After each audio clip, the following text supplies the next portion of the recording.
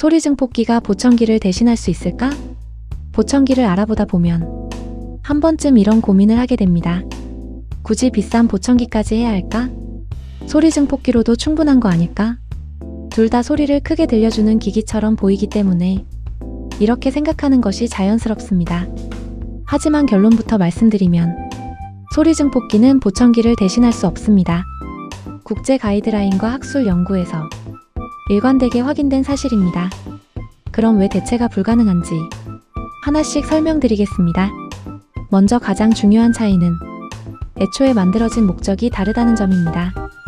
보청기는 난청 환자의 청력을 보정하기 위한 의료기기입니다. 반면 소리 증폭기는 청력이 정상인 사람이 소리를 더 크게 듣기 위한 비의료 제품입니다.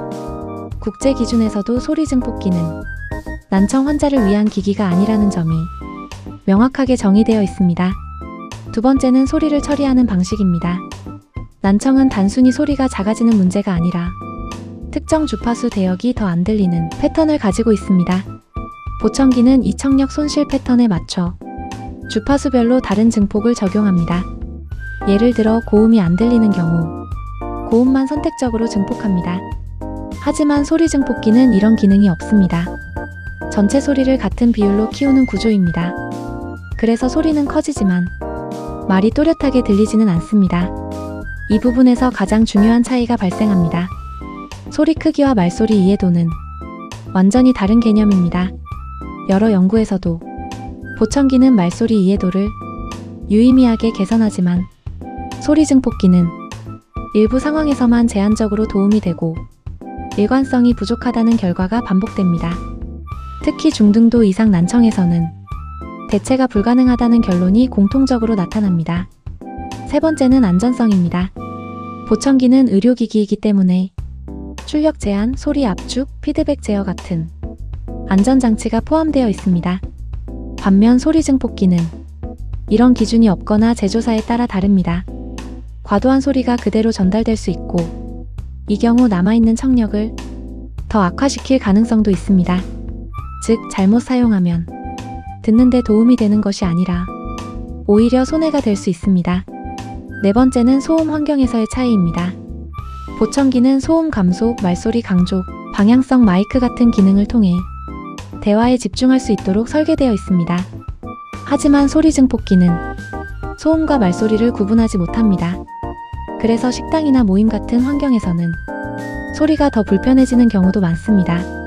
마지막으로 가장 중요한 차이는 개인 맞춤 여부입니다.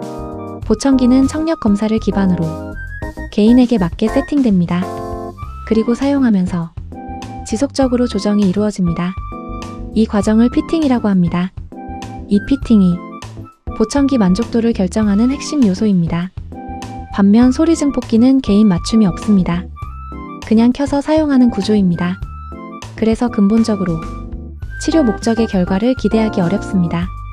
정리하면 이렇습니다. 소리 증폭기는 소리를 크게 만드는 기기이고 보청기는 청력을 맞추는 기기입니다.